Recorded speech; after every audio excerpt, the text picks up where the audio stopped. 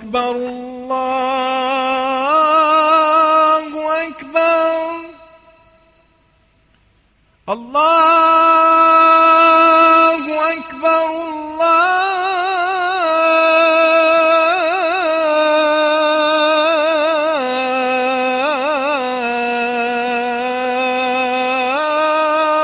أكبر أشهد أن لا إله إلا الله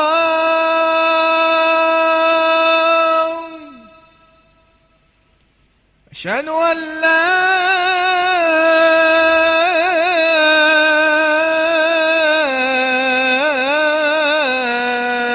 إله إلا الله.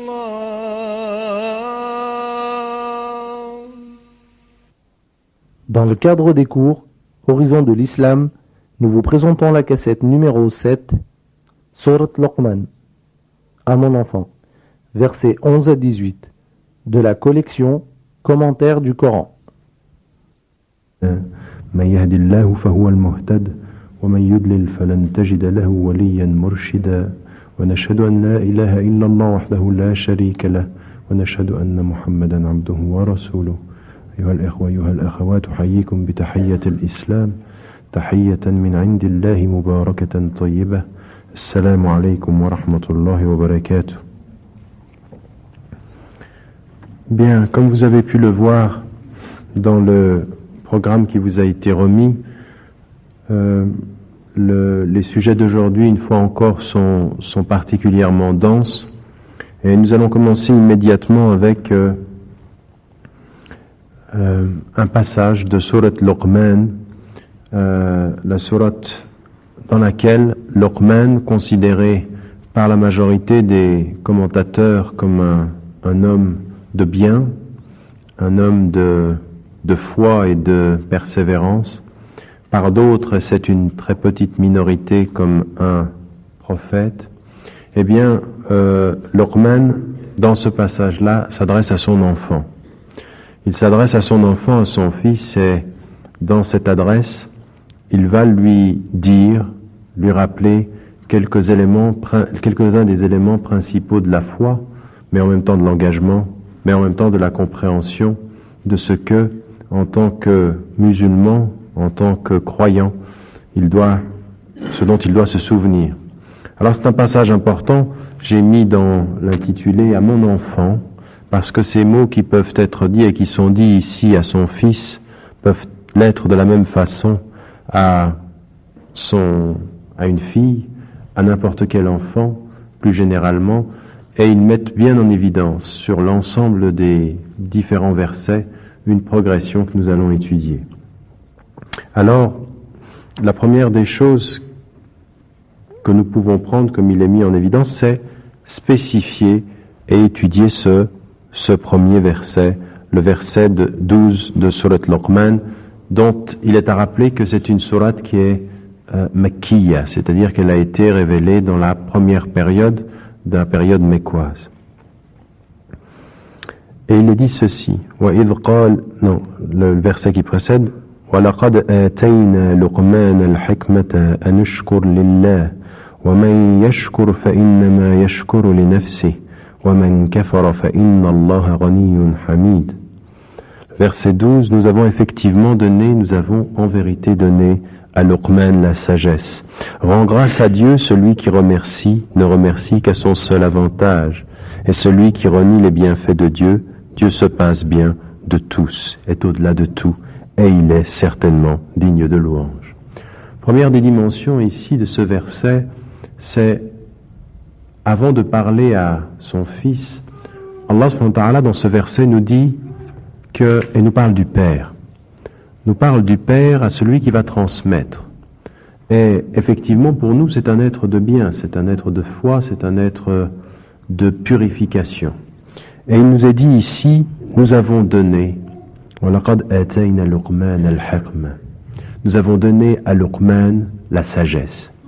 Et la première des choses qu'il faut retenir, c'est que la sagesse, qui est l'équilibre de toutes les connaissances, l'équilibre en même temps de chacune de nos facultés, qui est en même temps la reconnaissance à l'intérieur du cœur de la grandeur d'Allah subhanahu wa ta'ala, elle se traduit immédiatement par deux choses. Shukr, le remerciement. Le remerciement qui est une des constantes qui doit nous habiter à chacun des moments de notre vie. Ce rapport que nous avons avec Dieu, cette reconnaissance que nous avons de le remercier. De le remercier de nous avoir donné la vie, de le remercier de ce que nous sommes, de le remercier de mettre à disposition tout ce qui, dans la vie, est à notre disposition. Même si, dans l'espace de quelques instants, dans l'espace de quelques situations, on peut avoir l'impression que quelque chose nous a été repris, se rappeler qu'il faut le remercier, c'est se rappeler qu'il est présent. Et se rappeler qu'il est présent, c'est se rappeler qu'il est. Et se rappeler qu'il est, c'est donner sens à sa vie. Et le deuxième enseignement de ce premier verset n'est pas rien. Il est que faqid ash-shay' la yu'ti. Celui qui n'a pas une chose ne peut pas la donner, selon un proverbe arabe. Et ici, ce qui est la réalité, c'est que Luqman, qui va transmettre la sagesse à son fils, la possède et travaille à l'entretenir. Et que pour nous, à partir du moment où nous sommes papa, à partir du moment où nous sommes maman, il faut bien se rendre compte qu'on n'est plus seulement responsable de soi devant Dieu, mais on est responsable de ce qu'on doit transmettre comme don, comme dépôt à nos enfants. Mais pour pouvoir transmettre, il faut avoir de quoi transmettre. Il faut travailler ce qu'il faut transmettre. Il faut être ce que l'on veut que nos enfants soient, pour ne pas leur dire d'être ce que nous ne sommes pas. Et cette dimension, elle est donnée par Allah subhanahu wa ta'ala. Et à chacun d'entre nous, dans notre vie quotidienne, d'avoir à faire ce travail personnel de cette sagesse que l'on acquiert pour pouvoir la transmettre. Et qui a des enfants parmi vous ici, vous êtes pour la plupart assez jeunes, mais qui a des enfants, sait que cette dimension d'accompagner un enfant, d'accompagner une éducation, eh bien, c'est une grande responsabilité, parce que plus que le dépôt que nous portons pour nous, il y a le dépôt que nous transmettons pour eux, pour nos enfants. Immédiatement ensuite, on entre dans 3 versets qui sont de première importance. Que dit Luqman à son fils d'abord? Il lui dit ceci. وَإِذْ قَالَ لُقْمَانُ لِابْنِهِ وَهُوَ يَعِظُهُ يَا بُنَيَّ لَا تُشْرِكْ بِاللَّهِ إِنَّ الشِّرْكَ لَظُلْمٌ عَظِيمٌ وَوَصَّيْنَا الْإِنسَانَ بِوَالِدَيْهِ حَمَلَتْهُ أُمُّهُ وَهْنًا عَلَى وَهْنٍ وَفِصَالُهُ فِي عَامَيْنِ أَنِ اشْكُرْ لِي وَلِوَالِدَيْكَ إِلَيَّ الْمَصِيرُ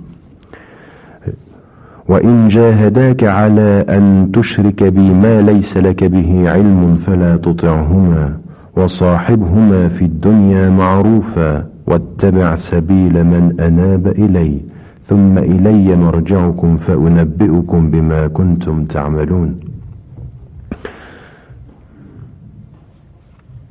Quand Luqman dit à son fils en l'exhortant, mon fils, n'associe rien à Dieu, car l'association est vraiment une injustice, une grande et une énorme injustice. Nous avons recommandé à l'homme ses 2 parents.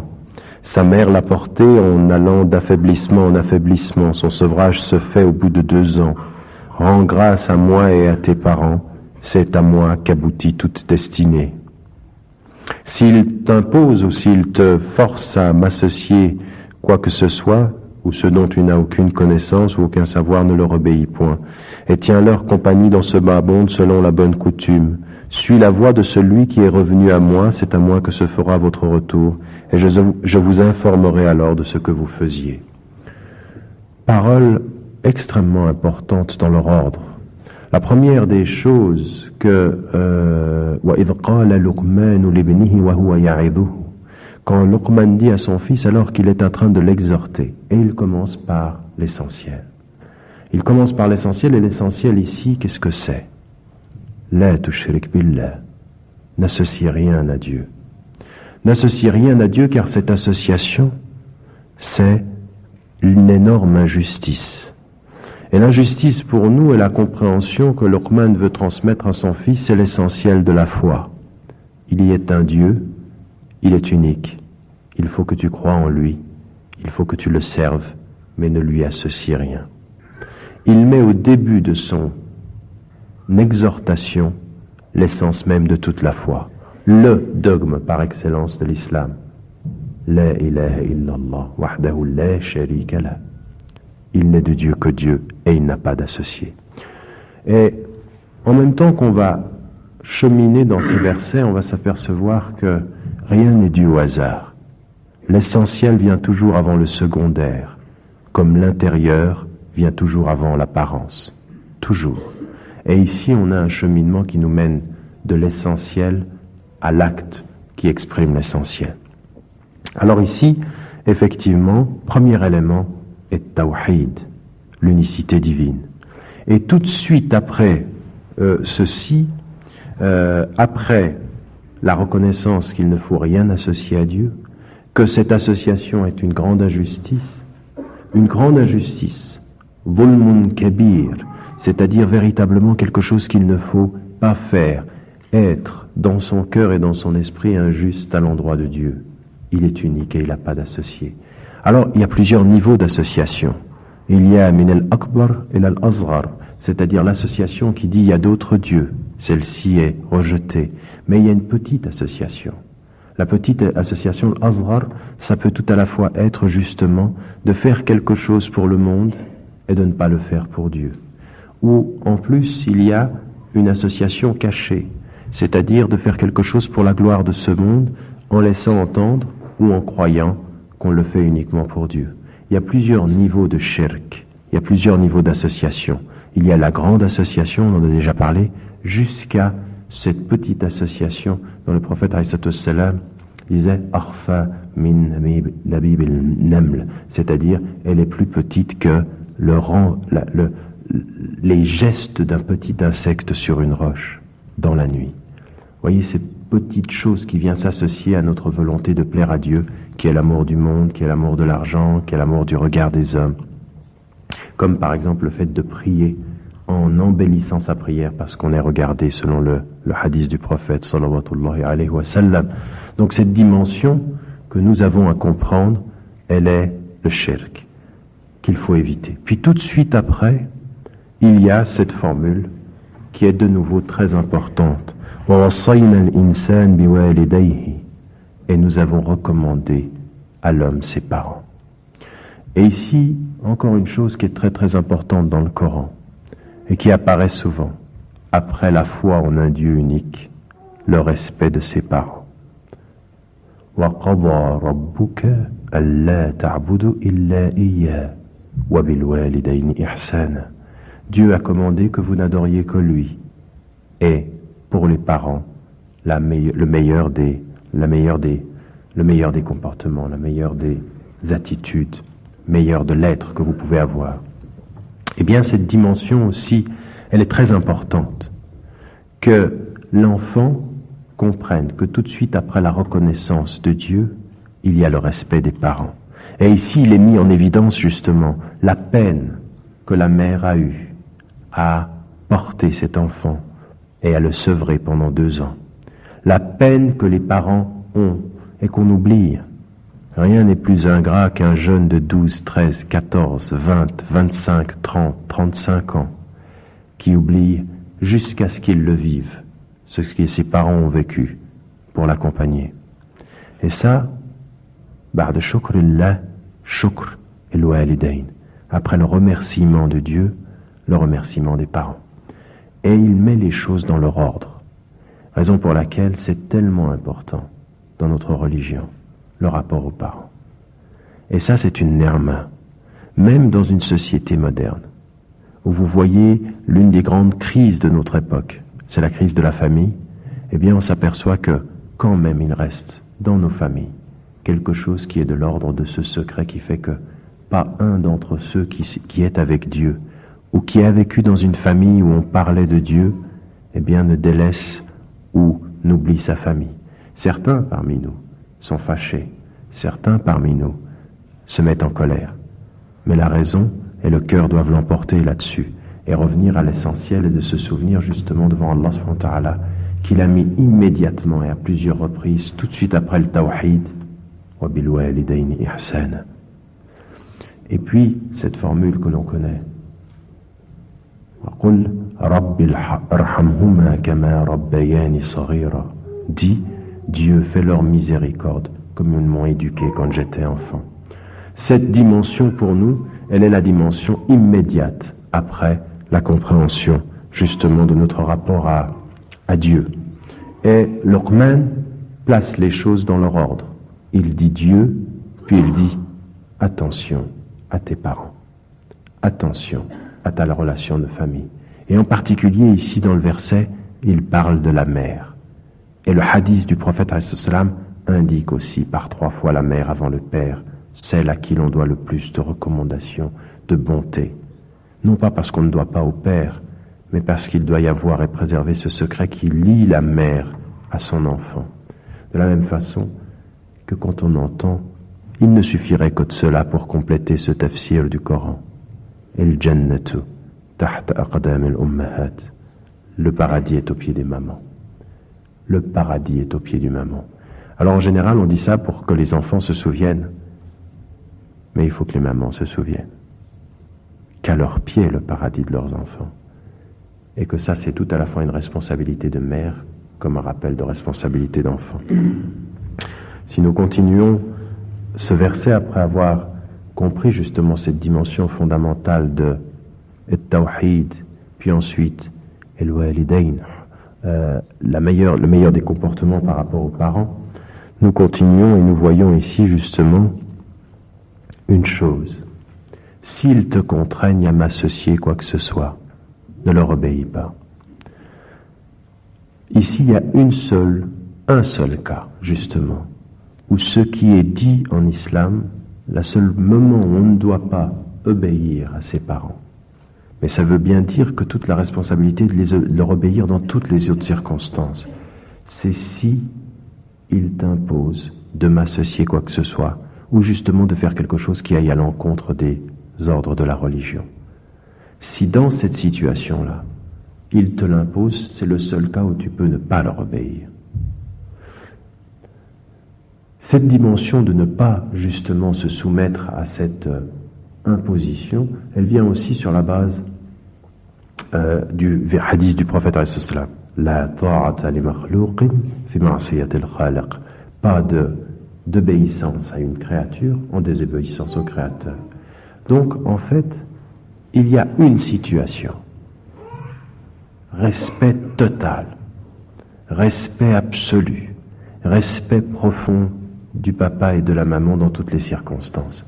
Mais s'il t'impose d'associer quelqu'un à Dieu, même de faire quelque chose qui serait à l'encontre de la religion, là c'est le seul domaine où tu peux ne pas obéir. Tu peux justement ne pas entrer en matière.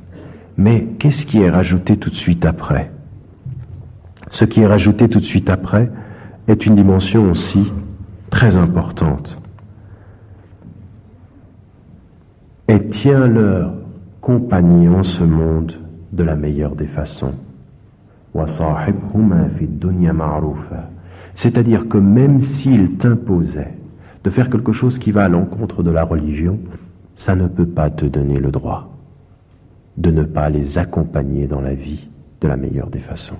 C'est-à-dire un respect total et une obéissance en toutes circonstances. Et s'il venait une fois, où par rapport à un élément de foi et de religion, il t'impose de faire quelque chose qui n'est pas en accord avec ta religion, tu peux dire non. Mais ce qui doit accompagner ce non, ce n'est pas la colère, ce n'est pas l'arrogance, ce n'est pas le rejet. C'est l'accompagnement de la meilleure des façons. Et ça, c'est très important. Parce qu'il y en a certains, ils devraient relire et relire et relire et relire et relire ce verset. Parce que dès lors qu'ils ont commencé à prier, dès lors qu'ils ont commencé à lire le Coran, dès lors qu'ils deviennent les propres juges de leurs parents, ils se traduisent en arrogants, en tribunal de ceux qui les ont mis au monde. Et ça, rien dans le Coran, rien dans l'exemple du prophète ﷺ ne le permet. Tu peux ne pas leur obéir quand ils te disent de désobéir à Dieu. Mais même dans ta désobéissance, tu dois être délicat, respectueux, doux, accompagné. Ne pas transformer la piété filiale avec l'arrogance de celui ou de celle qui oublie Dieu. Ça m'amène à dire que quand on rentre justement dans le fond de ces versets, on s'aperçoit qu'il y a un grand travail à faire, un énorme travail à faire pour ceux qui tout à coup reviennent en disant « mes parents sont ignorants, mes parents, ils ne sont pas encore rentrés dans l'islam ». Il y en a certains qui tiennent sur leurs parents des propos qu'ils devraient reconsidérer. On ne parle pas de cette façon de ses parents. Jamais. Même s'ils commettent l'erreur, notre erreur ne vient pas rejoindre leur erreur. Et même si ils disaient des choses qui n'étaient pas en accord avec la religion, on s'en écarte des propos, pas des parents. On s'écarte de ce qu'ils disent, on accompagne ceux qu'ils sont. Et non pas le contraire. Certains s'écartent de ce que disent leurs parents et s'écartent de ce qu'ils sont. Or, tout dans le Coran dit le contraire. Cette dimension, également, on peut la continuer. واتبع سبيل من أناب إلي ثم إلي مرجعكم فأنبئكم بما كنتم تعلمون. Et rends grâce, donc, et tiens leur compagnie, suis la voie de celui qui est revenu à moi, c'est à moi que se fera votre retour et je vous informerai alors de ce que vous faisiez. Ce qu'on doit suivre, c'est accompagner les parents, mais suivre la voie. Et regardez, il y a ittabi' sabil, et puis juste avant il y a wa sahibhuma. Tiens leur compagnie, mais suis la voie de Dieu. Et il y a toute cette délicatesse. Accompagne des parents en suivant la voie de Dieu, mais que la voie de Dieu ne te sépare pas de tes parents. Même si eux, ils n'y sont pas, tu dois savoir mettre ton cœur à leur disposition et mettre ton obéissance dans son obéissance et dans l'obéissance à Dieu. C'est cette délicatesse d'enfant qu'il faut trouver, c'est cette délicatesse de qui a compris le sens des priorités en islam. Dans la poursuite de cela, Allah subhanahu wa ta'ala, par l'intermédiaire de Luqman, il nous dit Dieu, puis tes parents, puis ton cœur. Alors ton cœur, c'est la dimension de l'intériorité. Regardez comment Allah subhanahu wa ta'ala vient de l'extérieur par Dieu et par tes parents de l'extérieur à toi, et il part de notre cœur pour nous ramener à notre pratique. Et il parle de l'intérieur avant de parler de la prière. Regardons ce qu'il dit ici dans le verset 16. Donc nous sommes maintenant à la troisième partie. Ya bunayya, innaha in taqu mithqalu habbatin min khardalin fatakun fi sakhratin aw fi as-samawati aw fi al-ard ya'ti biha Allah. Inna Allah latifun khabir. Regardez ce qu'il lui dit immédiatement. Ô mon fils, quand ce ne serait que le poids d'une graine de moutarde, que ce soit au sein d'une roche ou dans les cieux ou dans la terre, Dieu la fera venir pour le jugement dernier donc. Dieu est infiniment doux et parfaitement connaisseur. Regardez par où il prend son fils. Et ça, c'est un énorme enseignement pour nous. Il ne commence pas par lui dire « Dieu, tes parents et les commandements et les principes. » Non. Dieu, tes parents, ton cœur, à l'intérieur. Si c'est le poids d'un atome, un grain de moutarde qui est dans ton cœur et que tu caches, Dieu il le voit. Il fait comprendre à son fils que tout est une question de cœur. Que la réalité, c'est de véritablement commencer à comprendre que Allah subhanahu wa ta'ala, il est partout, il est avec toi. Tout ce que tu caches, il le voit. Tout ce que tu montres, il le voit. Tout ce que tu sens, tout ce que tu désires. La pédagogie de Luqman, c'est de lui dire, avant de lui dire « Aqimis salah », accomplis la prière, c'est de lui dire « Dieu t'accompagne et voit tout ce que tu fais ». La foi, la prière, la zakat, l'amr bil ma'rouf, el-nahy anil munkar, tout ça c'est une affaire de cœur. Prier, faire commander le bien, interdire le mal, tout ça, ça commence par le cœur.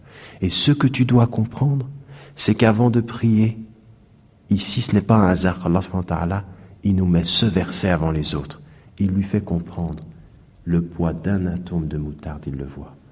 Et ça fait penser à ce compagnon du prophète qui avait justement, à qui on apprenait Iza zulzilatil ardu zilzalaha. Et puis qui dans la quand la terre tremblera de son tremblement. Puis quand il est arrivé à la fin de la sourate, il a entendu celui qui fera le poids d'un atome de bien le verra, celui qui fera le poids d'un atome de mal le verra. Et quand il a entendu ça, il a dit Dieu a dit ça. Lui on dit il a dit ceci, il a dit ça me suffit.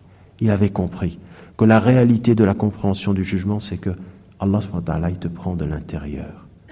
Et Luqman dit à son fils, ça part de l'intérieur. Avant de savoir prier, sache que ton cœur doit être à la disposition de Dieu et savoir qu'il est là partout. Alors cette dimension, Ya bunayya, innaha in taku mithqala habbatin, si c'était la poids d'une, rien dans ton cœur, Dieu l'amènerait. Où qu'elle soit, où que tu la caches, il la ramène, il la voit. C'est quand on a compris ça qu'on commence à savoir combien c'est difficile de bien prier. Parce qu'on pourrait parler de aqim as-salah, accomplir la prière, mais c'est quand on a compris que tout ce qu'il y a dans notre cœur, il le voit, qu'on comprend qu'il faut prier avec le cœur. C'est quand on comprend que tout ce qu'il y a dans notre cœur, il le voit, qu'on comprend qu'il faut lutter pour le bien avec son cœur. Et il commence par l'intériorité. Dieu, tes parents, ton cœur. Et depuis ton cœur, alors viennent les commandements. Quels sont-ils ces commandements? Ceux qui viennent immédiatement après. Ya bunayya, aqim as-salata wa'mur bil ma'ruf wanha 'anil munkar wasbir 'ala ma asabaka inna dhalika min 'azmi al-umur. Ô mon fils, accomplis ta prière, commande le bien, interdis le mal et fais patience, fais endurance, fais persévérance envers ce qui t'arrive, car cela, effectivement, est une marque de caractère, est une marque de réussite. Tout de suite après avoir dit à son fils, ton cœur, sache que Dieu voit tout, il lui dit les éléments de la pratique avant le cœur. Et n'oubliez jamais, vraiment que quand on parle à nos enfants, quand on accompagne nos enfants, il faudrait se souvenir des choses essentielles. Si tu ne dis rien à mon cœur, papa, si tu ne dis rien à mon cœur, maman, comment veux-tu que je comprenne ce que c'est que prier? Comment veux-tu que je comprenne ce que c'est que faire le bien?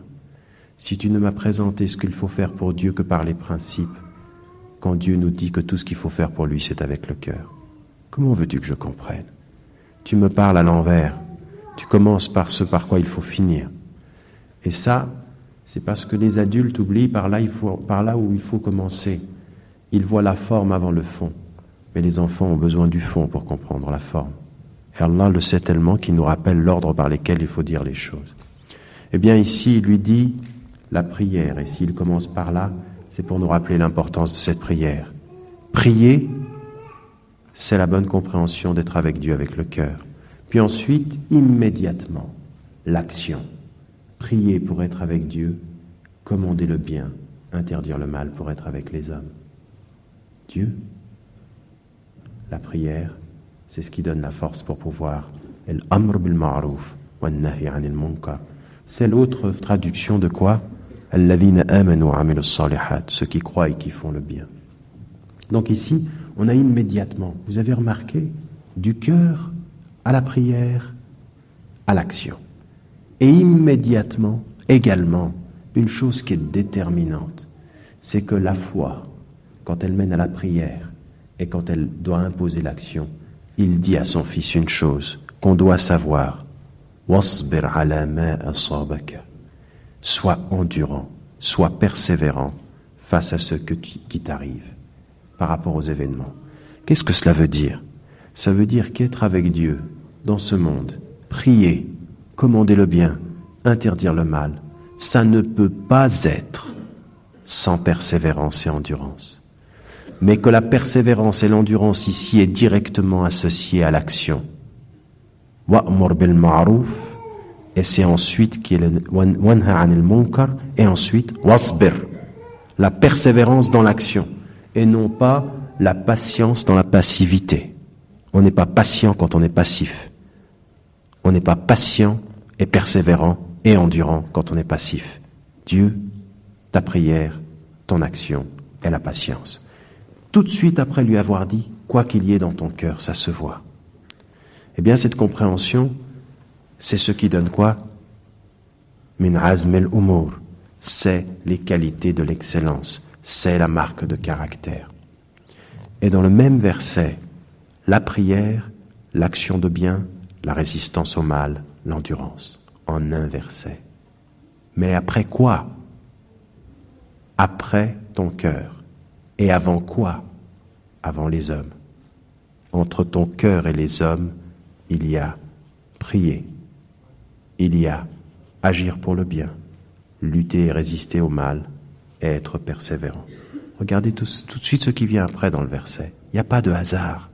Dans le verset qui vient immédiatement après, il nous est dit exactement ceci.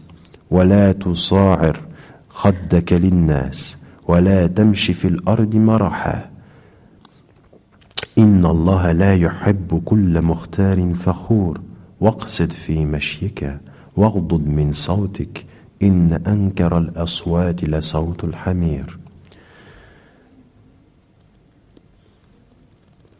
Ne sois pas d'un abord difficile, n'éloigne pas ta joue des gens, ne sois pas d'un abord difficile, ne sois pas dur avec les gens, ne marche pas sur la terre de façon affectée, très content de toi-même. Dieu n'aime certainement pas tout être plein de suffisance et de vantardise. Sois modéré dans ton allure et baisse un peu de ta voix, car la voix la plus détestable est celle de l'âne. Regardez ce qui nous est mis en évidence ici. Ce qui nous est mis en évidence, ton cœur, la prière, l'action de bien, la résistance au mal, la persévérance et l'endurance, et les hommes. Et qu'est-ce qui nous est dit par rapport aux hommes? Ne sois pas dur d'accès, ne sois pas difficile d'accès. Voilà de cette dimension où Allah subhanahu wa ta'ala, par l'intermédiaire de Luqman, nous dit que la compréhension de la foi, c'est d'être accessible vis-à-vis des gens. Non seulement être accessible ici, mais en même temps d'avoir une façon d'être abordé, une façon d'être, une façon de s'exprimer. Wardud min sautik, une façon de s'exprimer. Regardez les trois dimensions. Elles viennent des trois dimensions. Comment on t'aborde, comment tu agis, comment tu parles. Ça vient du cœur, de ta prière, de ton action, de tes résistances, de ta persévérance. Et ça s'accomplit de l'extérieur. Vous avez vu la dimension de l'intériorité de ton cœur à la pratique de la religion, à l'expression de ta compagnie avec les gens. Et il n'y a pas de hasard. La façon dont on t'aborde et comme tu parles, c'est une façon dont tu es dans ton cœur aussi. La façon dont tu parles à haute voix, en criant en permanence, ce manque de douceur qu'il y a parfois dans nos voix, ce n'est pas un hasard, c'est un signe.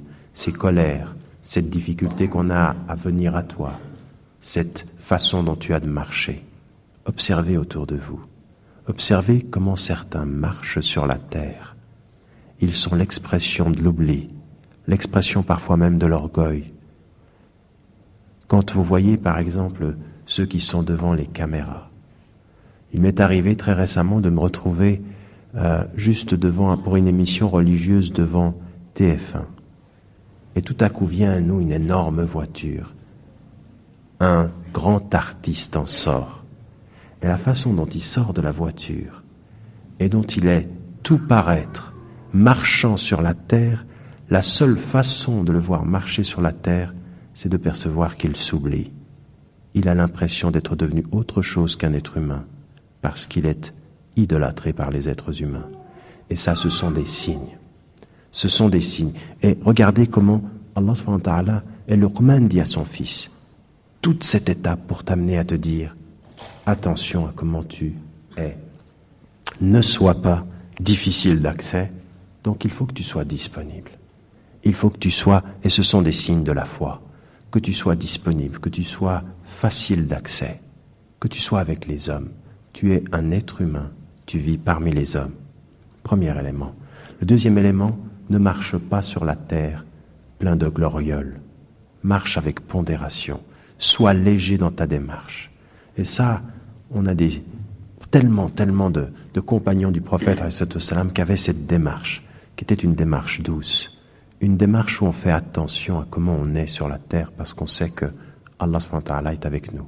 Celui qui est avec Dieu dans son cœur ne marche pas en oubliant que Dieu l'accompagne, même quand il avance sur la terre. Et puis l'autre élément également, que Allah, il n'aime pas celui qui est plein de glorioles. Il n'aime pas celui qui est plein de vantardise. Et puis, ce qui nous est dit également, fais attention à ta voix.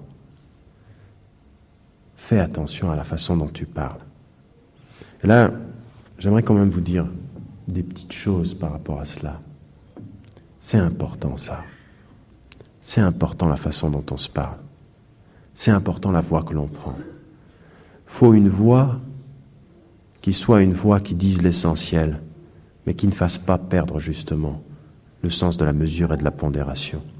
Omar, radiallahu anhu, quand une fois il s'était énervé en la présence du prophète, salam, avait décidé qu'il n'élèverait plus la voix. C'est les premiers versets de Surat al-Hujurat, les chambres, les appartements privés. J'aimerais quand même vous rappeler dans votre vie de famille, par rapport à vos enfants, par rapport à votre entourage, par rapport à votre mari ou par rapport à votre femme, qu'il y a énormément de signes dans la façon dont vous vous parlez. Le ton de la voix est très important. Et que de ce point de vue-là, il faut vraiment wardud min sautik, baisse ta voix, maîtrise ta voix. C'est quelque chose que tu offres à quelqu'un, ta voix. Et là, il faut faire attention. C'est un des signes de la foi. C'est un des signes de ce que tu as dans le cœur.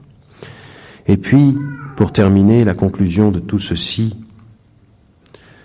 parce qu'il ne faut pas oublier des fois que nos voix également ressemblent à celles de l'âne, et que Allah subhanahu wa ta'ala n'aime pas cette voix qui crie et qui n'est sans pondération et sans nuance, qui ne dit rien, mais qui se fait entendre.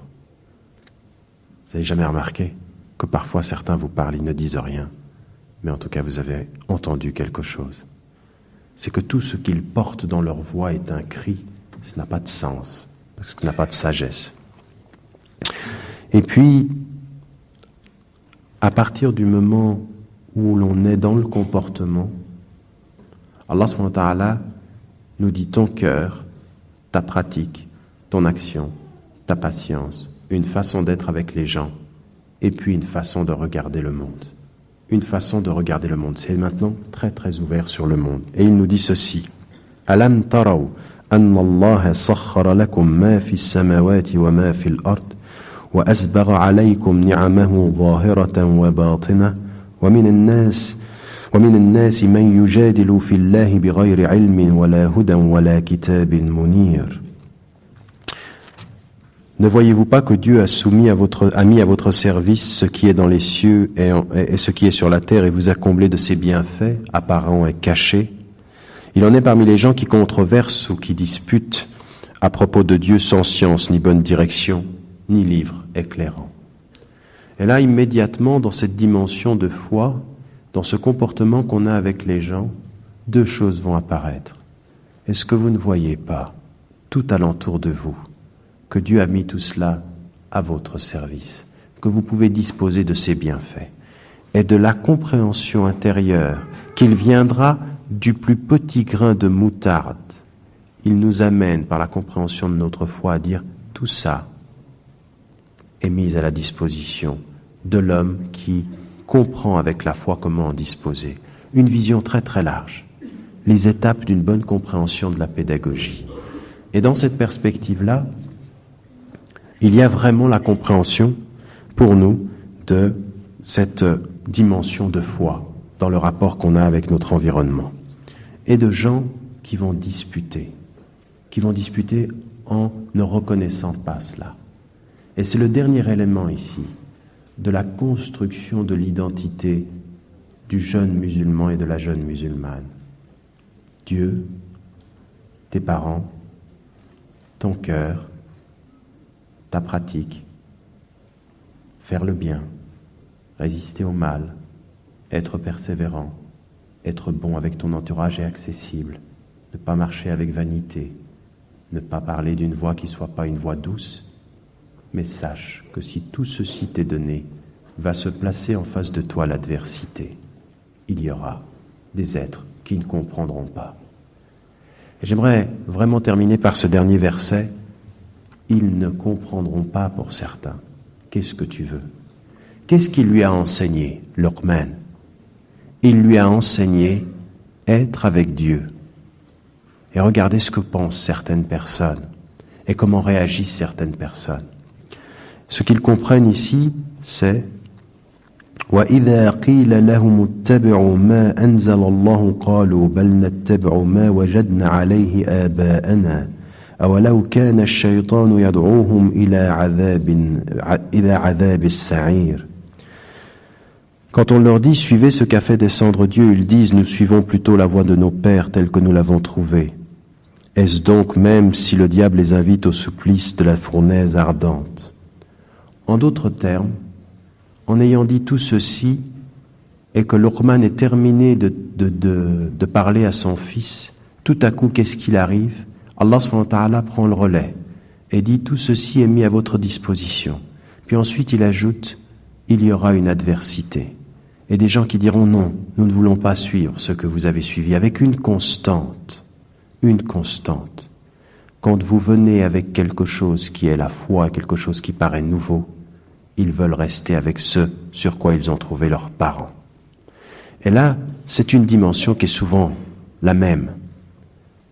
Nous avons quelque chose qui précède le message que vous avez. Et on a cette même réaction avec Moussa alayhi salam ou Haroun alayhi salam. L'incompréhension. Il vient et tout se construit pour Dieu dans la foi, et l'adversité se fait sur des considérations humaines. أَجِئْتَنَا لِتَلْفِتَنَا عَنْ مَا وَجَدْنَا عَلَيْهِ آبَاءَنَا وَتَكُونَ الْكِبْرِيَاءُ لَكُمَا وَتَكُونَ الْكِبْرِيَاءُ فِي الْأَرْضِ. J'ai oublié la fin du verset. Dans la traduction, je ne sais pas, ça va me revenir, Inch'Allah. Est-ce que vous êtes venus pour nous remettre en cause ce sur quoi nous avons trouvé nos parents et que la grandeur soit pour vous sur cette terre? La réaction de ceux qui ont vu Haroun et Moussa alayhi salam venir appeler à la foi, il y a eu adversité. Et cette adversité, elle est une constante. Et on dira à la fin de cette réflexion sur Luqman qui parle à son fils, que dans toute la trajectoire, il l'amène à comprendre qu'il faut être avec Dieu. Mais qu'être avec Dieu pour la paix, être avec Dieu pour le bien, être avec Dieu et résister au mal, être avec Dieu pour être bon avec les hommes, ne veut pas dire que tous les hommes le comprennent et ne veut pas dire que tu ne trouveras pas l'adversité. Au contraire, tu trouveras l'adversité et même des gens qui pensent que tout ce que tu fais, c'est pour le pouvoir, que tout ce que tu fais, c'est pour gagner, que tout ce que tu fais, c'est pour vaincre et pour avoir autorité, que tout ce que tu fais, c'est pour de l'argent. Certaines personnes, alors que vous leur dites « mon cœur », pensent le pouvoir, le porte-monnaie, la victoire d'ici-bas. Et ce qui nous est dit ici, c'est que le principe de l'éducation doit demeurer l'essentiel qui nous mène à résister à ça. Et en sachant une chose, quoi qu'on fasse, quoi qu'on dise, quoi que dise son père au fils et à l'enfant, il faut l'éduquer à comprendre Dieu avec son cœur, mais il faut l'aider à résister à toutes les adversités des gens qui oublient leur cœur. Ça, c'est le principe de l'éducation. Tu es tout cœur, mais tous les êtres humains ne sont pas pour le cœur, et il faudra que tu forges ton cœur pour résister à leurs oublis et à leur négligence. C'est le voie de l'éducation, et ça devrait nous rappeler, wallahu alam, dans nos éducations respectives, qu'il faut être beaucoup avec nos enfants, sensibles à ce qu'ils ne disent pas, sensibles à ce qui est dans leur cœur, pour leur apprendre à bien vivre leur religion, à bien prier, à bien comprendre quel est le sens de leur mission sur la terre, vivre pour Dieu, défendre le bien, résister au mal. Wallahu alam, je pense que ces quelques versets doivent nous rappeler à l'essentiel. Et je résume ceci par une chose. Après avoir dit Allah, après avoir dit La ilaha illallah, que chacun d'entre nous n'oublie pas que Dieu a tout de suite mis à la suite de ça et tes parents, et ton père, et ta mère. s'ils sont vivants, et s'ils sont morts, de ne jamais oublier d'invoquer Dieu pour eux. Quoi qu'ils aient fait, quoi qu'ils aient dit, invoque Dieu pour eux, pour qu'il leur pardonne et pour qu'il les accueille en son paradis. Jazakumullah kulla khair.